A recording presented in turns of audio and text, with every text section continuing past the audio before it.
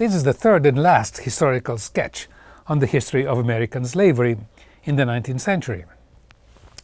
In the previous second part, we left the story when banking upheavals were in the air in the South. Upheavals that would dramatically influence the expansion of slavery, the drive to occupy and annex Texas, followed by the occupation and war on Mexico. We will now reconnect to the thread where we left it. We saw how around 1830 and during the presidency of Andrew Jackson's, banks in the South started selling what we would call today collateralized debt obligations to investors. The definition is a mouthful, but in essence, the banks were selling a securitized debt, meaning a collection of debts in a bundle, with the expectation that the debt would be paid and the investors would make a handsome profit. This was a way of privatizing the profit, if you like, and socializing the risk, or socializing the risk onto the distant investors, meaning the general white Southern public, and last, but certainly not least, the slaves, the enslaved people. In 1837, Jackson recognized the independence of the Republic of Texas. And this independence has a story of its own and strongly linked to slavery. Mexico had made emancipation its national policy and started implementing it seriously in Texas in 1835. At this point, Texas enslavers began arming themselves and armed conflicts erupted with the Mexican soldiers. And in an ironic twist of language, the Texas settling enslavers who were rebelling against Mexican emancipation told the world that they were fighting for liberty in opposition to slavery. Now, Texas independence was financed by New Orleans banks and entrepreneurs who were salivating at the prospect of cotton, the prospect of new fortunes, and of slavery expansion, though the idea of annexing Texas was in the mind of President Jackson since the end of the War of 1812. Then the Mexican General Antonio Lopez de Santa Anna slaughtered the entire garrison at a fort called Alamo, which in Spanish means poplar, and all except 5 slaves, the women and the children, were all killed. And this triggered a barrage of accusation against Mexican barbarities begun in the mainstream media of the time, much like the weapons of mass destruction of Iraq. And each new alleged atrocity brought in more volunteers for a war. Nevertheless, the still fledgling weak and abolitionist movement itself was started being heard. Curiously, the most vocal section of the abolitionist movement of the time were church white women who saw slavery as an affront to morality, as we saw in the previous episode. And this developed into a political crisis where the pro-slavery Congress tried to stop the right to petition, a right that went back to the Magna Carta, which meant that the public petitions to abolish slavery could not be read in Congress. And the point made by the journalist Benjamin London, whom we met before, was that the slaveholders of this country instigated the Texas Revolution to open a fast and profitable slave market therein, and ultimately to annex it to the United States. But Jackson refrained from annexation temporarily, and in the meantime Britain had agreed with the new, now independent Republic of Texas that the British, would inspect ships sailing to Texas to ensure that there would be no slaves on board. And this created an opportunity that the U.S. wanted the annexed Texas by mixing pro-slavery sentiment with nationalism. How dare the British interfere with an independent country and with its desire to expand its economy by the use of new slaves? This was the mixture needed to annex Texas in 1845. And in the meantime, that is, in the late 1830s, a bubble was going to burst. Jackson did not renew the charter for the National Bank of the United States. They were accused of being too conservative in its lending policy. The Jackson administration enabled a large number of small and local banks to issue credit in volume disproportionate to their capitalization, and that is, meaning Jackson eliminated all regulation and replaced them with nothing. We also saw before how the new Bank of Louisiana, the CAPL Bank, sold bonds to European banks backed by collateralized slaves and by the good faith of the state of Louisiana. Now, until that point, that is the late 1830s, the price of slaves went up and down with the price of cotton. But now the price of slaves became disconnected with the price of cotton and jumped up for the very reason that the cotton prices could not be counted on. In fact, the ever-increasing volume of cotton available caused the price of cotton to fall in a kind of free fall. At this point, the Bank of England tightened credit, and suddenly the crisis hit both the debtors in America and the importers in Liverpool. The cotton exchange in the port of Le Havre in France closed completely, and the crisis had even a ripple effect in New York. The bank closed down to prevent runs on their reserve of gold and silver, and this is similar to what happened in Greece recently, when the government shut down the banks for 1 week or thereabouts. A temporary solution was found by issuing securities based no longer on the volatile price of cotton, but on actual slaves. So, there was a new wave of new bank debt backed by the state. In this confusing aftermath of the cotton bubble, white people cheated each other in any possible way, and one way of cheating created even an acronym, the GTT, Go to Texas acronym, meaning take your debts, take your slave, move to Texas, which was now an independent republic outside the jurisdiction of the United States. This would put the debtor beyond the reach of the other states, the debt collector reach of the Alabama or Louisiana, what have you. In the meantime, the banks stopped making payments of interest on the bonds, so the famous faith and credit of the states went down the drain as well. Bondholders and bank insiders started asking that the states extract the money from the ordinary people in the way of taxes to pay the bondholders. And this meant that the average farmer would have to pay in taxes more than his farm was worth. One more case, if we can say, of privatizing the risk and socializing the profit. This did not come about because anti-bank politicians who owed money themselves launched some investigation and found that several instances of massive insider trading by the banks whose directors had lent money to themselves after selling state bonds. However, bond reputation left a bad taste with investors. European bondholders printed endless pamphlets stating contempt for repudiating governments. For example, the London Standard called Mississippi citizens a set of atrocious scoundrels, and U.S. Southern reciprocated by saying that the bondholders were but the blood of Shylock and Judas. There were endless lawsuits, but the bankrupt states refused still to pay. So much so that as late as the 1930s, 100 years later, the Principality of Monaco on the Riviera, French Riviera, which owned some Mississippi Union Bank's bonds, still tried to sue the Mississippi state in the Supreme Court of the US. Still, the reaction to the bank bombs, if you say, produced the most significant resentment of small farmers against the financial elite. But on the whole, the go to Texas, if you like, go to Texas phenomenon cut off the South from the worldwide credit markets. And the expansion of capitalism in the South would have to wait a long time or take other routes. The elites had used popular anger to turn the power of the states into a shield against foreclosures, but they lost future control over their own credit. Now, the commodification of slaves found its way in the language of slaves themselves. One sentence was, "He drunk us up," meaning a way to express the fact that having been bought and sold. If they heard people in the house, the slaves that is, talking about money, they knew that money meant slaves, and the slaves were about to be converted into money. Let us remember that the commodification, fractionalization, and securitization of slaves also led to a greater fractionalization of families, husbands being sold away from wives, mothers from children, and so on. And slaves remained the most attractive collateral in the Western world of the time.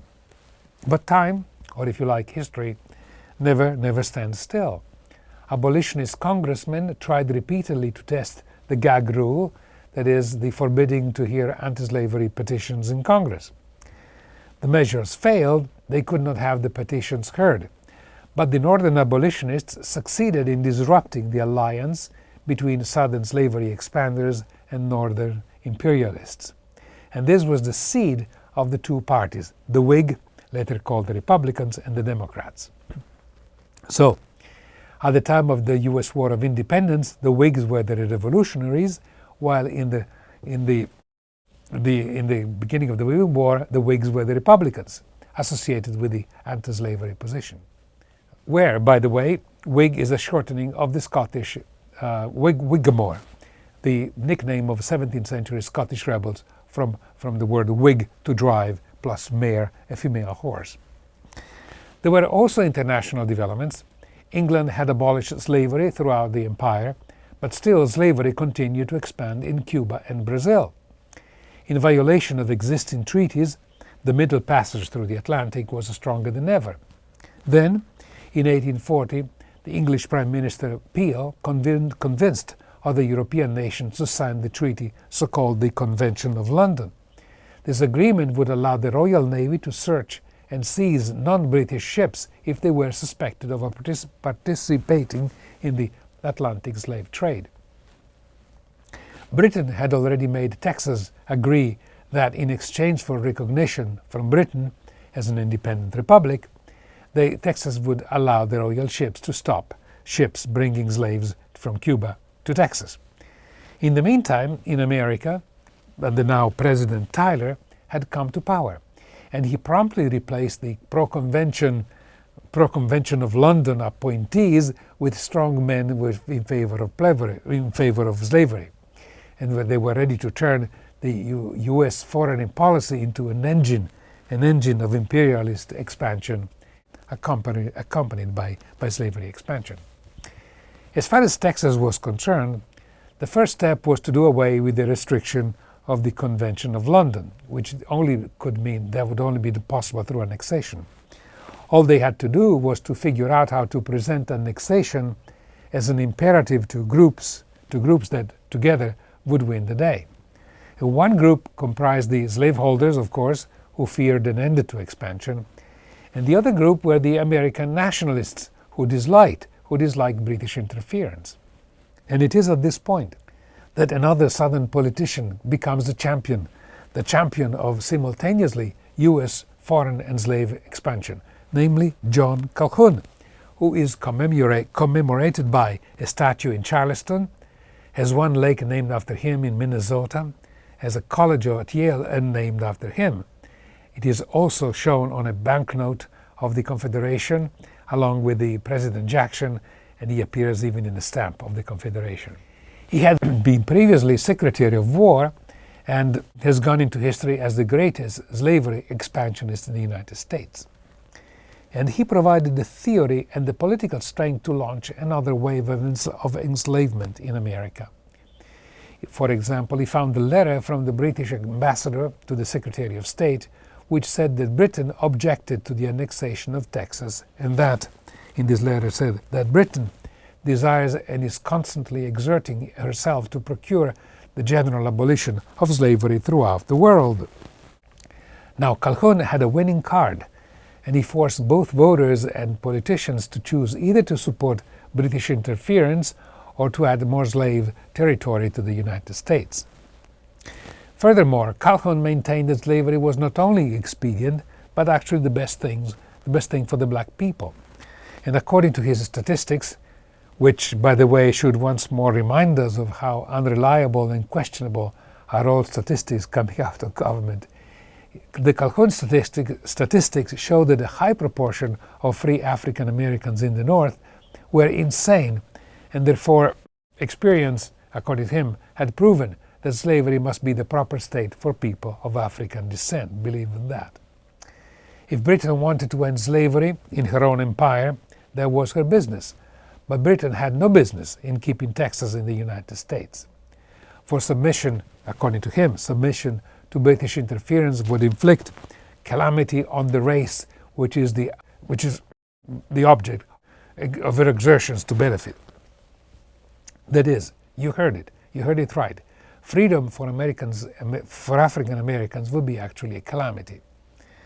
And it was in this atmosphere that a gentleman by the name of John O'Sullivan, editor of the pro-expansionist Democratic Review, coined the nefarious term manifest destiny, the God-given right to the exceptional nation, in that instance, to take the rest of North America from Native Americans and to what he called mixed race Mexicans.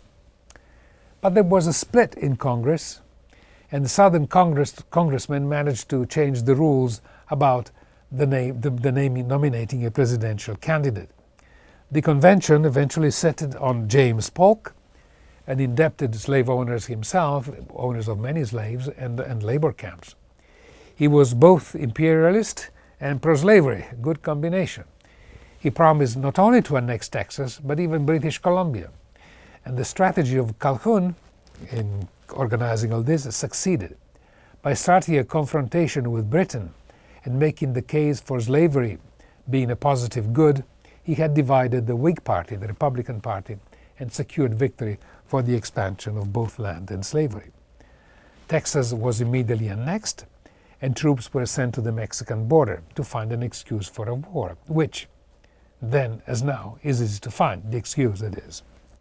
American troops were sent into territories inhabited by Mexicans, which was a provocation, and we have the diary of an American soldier by the name of Ethan Allen Hitchcock, who read Shakespeare, by the way, and he read the Shakespeare and the classic, and he wrote in his diaries about General Taylor. He wrote as follows: "He seems to have lost all respect for Mexican rights and is willing to be an instrument of Mr. Polk for pushing our boundaries as far west as possible.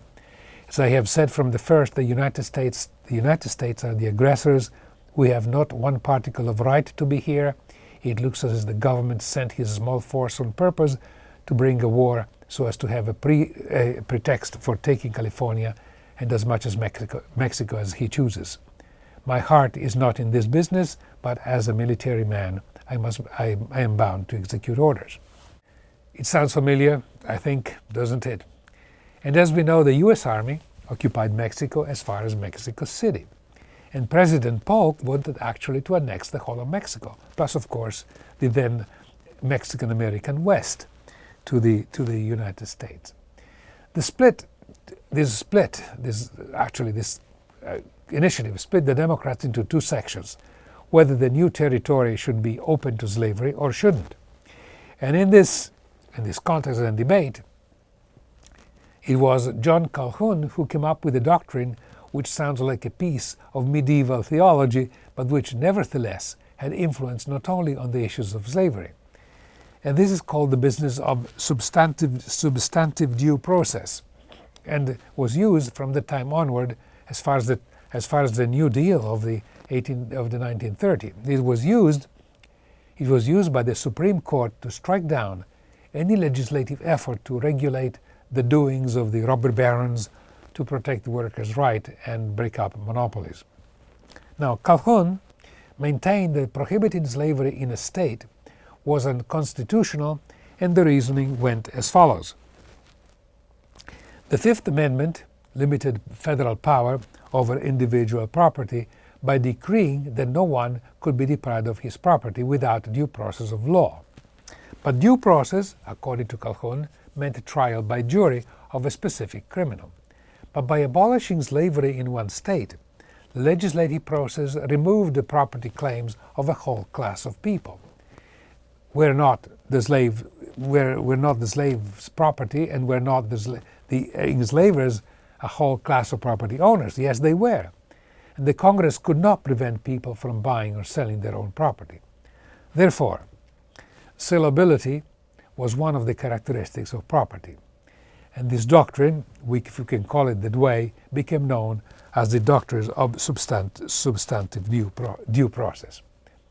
According to this reasoning, abolition of property in one state meant depriving property of the protection of the law. And as Shakespeare would say, the devil can cite scripture for his purpose. Partly due to the controversy on whether to turn Mexico into a slave state or not, partly due to a strong northern feeling against the imperial venture in Mexico, the whole of Mexico was not annexed.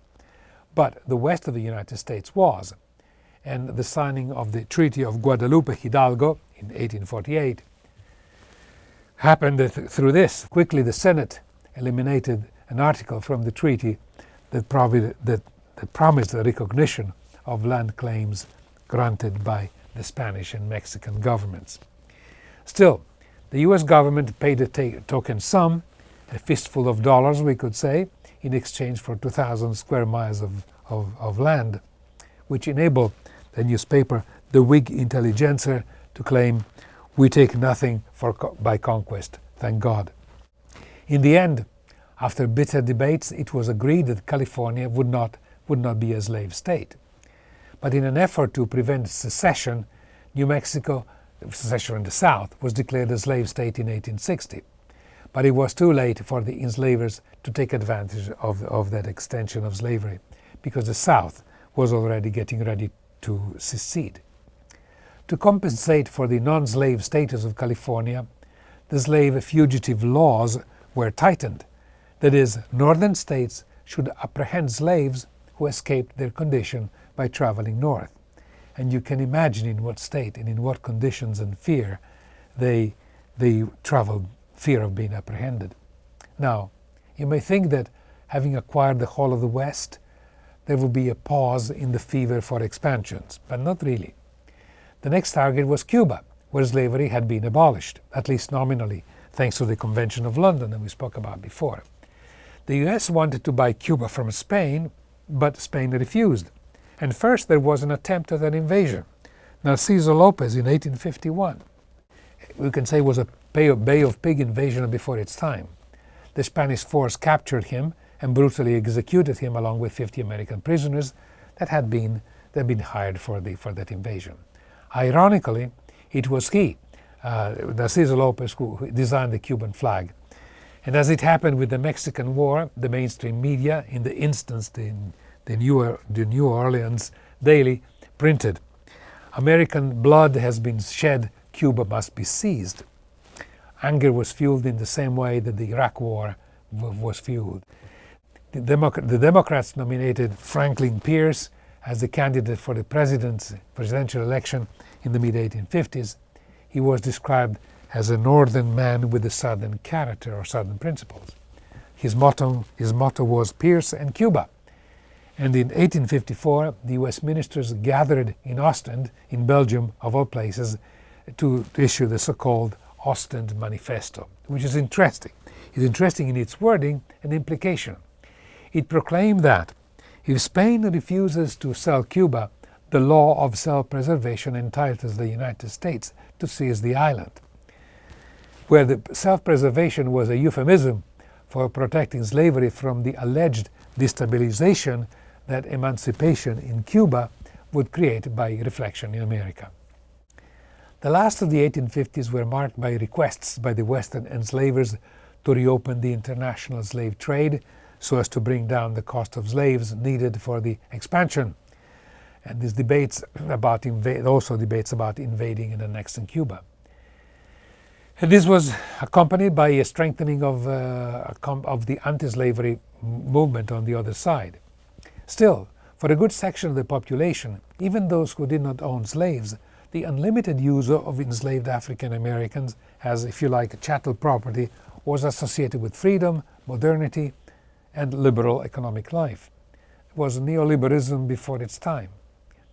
There were riots, fights, and killings in Missouri, and in 1859, the famous white preacher, John Brown, attempted unsuccessfully to start a slave revolt.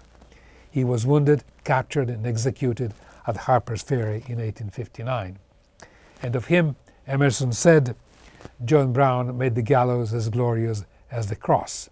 And David Thoreau said, "John Brown was the first northern man whom the slaveholders has learned to respect."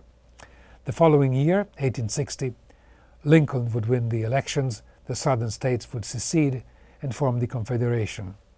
And in 1863, Lincoln would proclaim emancipation in the South and later across the land.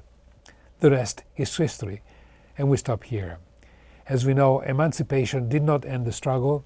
Another 100 years would pass before civil rights were made law, though, as we are producing this program in 2015, the relics and the legacy of slavery, of expansionism, and of manifest destiny, or whatever other fancy names the cabal in power may want to use, they are still with us. Or, as Shakespeare may have said, considering the history of the 19th century in America, and in such indexes, although small pins to their subsequent volumes, that is seen the baby figure of the giant mass of things to come at large. This is the last of the three part on the history of slavery in the 19th century. Thank you for watching. Thanks to our director, Kat Iverson. I am Jimmy Molia for Historical Sketches, and see you next time.